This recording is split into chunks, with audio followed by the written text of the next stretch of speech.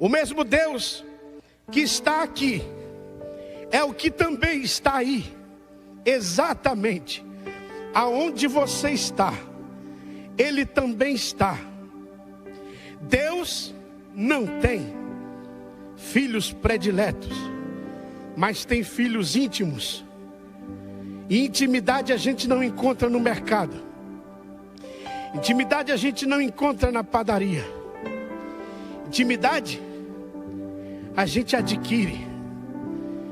E esta noite, esse momento, o que Deus está falando ao meu coração é que é uma noite em que a gente precisa recuperar a nossa intimidade com Ele. A nossa alma não pode estar de quarentena. A nossa comunhão com Deus não está de quarentena. O céu também não está de quarentena. Eu abro a minha Bíblia e encontro Jesus dando uma ordem aos seus discípulos, dizendo: atravessem para o outro lado da margem. E os discípulos agora, obedecendo o mestre, no caminho, enquanto eles vão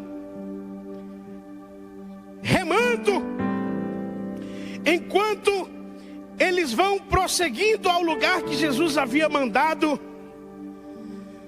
uma grande tempestade vem, se levanta, e aí a gente se pergunta: os discípulos não estavam fazendo aquilo que Deus queria? Como podem os discípulos fazerem aquilo que Deus queria? E mesmo em obediência serem submetidos à tempestade? O que muda? O que muda é que quando nós estamos em obediência, nós também estamos seguros. Quando o barco chacoalhava, alguém dizia: a gente vai morrer. Quando o barco chacoalhava, alguém dizia: vamos perecer. E aí, a gente como ser humano, o que é que a gente faz? A gente quer pular do barco. A gente quer sair do barco. Quando Jesus se apresenta aos discípulos, eles pensaram que era um fantasma que estava lá, porque a gente prega tanto que ele faz. Quando ele começa a fazer, a gente acha que é fantasma.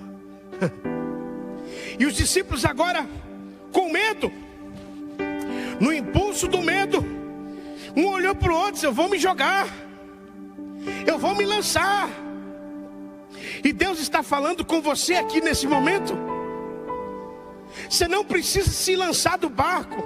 Você não precisa abandonar o barco.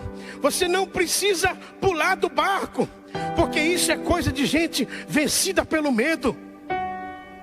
Tudo que você alimenta na sua vida é o que vai crescendo, é o que vai tomando força, é o que vai tomando proporções. Mas eu tenho uma palavra para você aqui agora. Alimente a sua fé, e os seus medos morrerão de fome. Sim, eu vou repetir outra vez. Alimente a sua fé, e os seus medos morrerão de fome. Esse é o tempo em que nós devemos desprezar o medo, porque o medo também abaixa a nossa imunidade. O medo nos impede de vencer. Até os 13 anos de idade eu vivi uma vida de medo, com uma deficiência visual, e todo mundo dizendo para minha família: o que você está pensando que esse menino vai ser? Ele não vai ser ninguém. Mas aí Jesus entrou no barco da minha vida, tirou o medo de mim, colocou fé, colocou coragem. E hoje eu estou aqui para te dizer que o problema do homem não está em perder os olhos. Não, não. O problema do homem está quando ele perde a visão. E aí ele acaba perdendo a direção, não sabe para onde vai. E os discípulos estavam exatamente assim, querendo pular do barco, querendo se lançar do barco.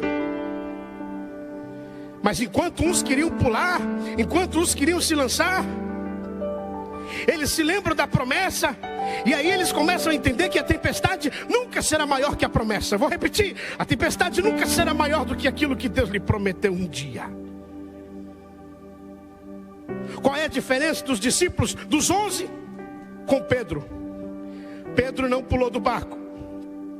Pedro não abandonou o barco. Pedro desceu do barco. Há uma diferença de pular e descer.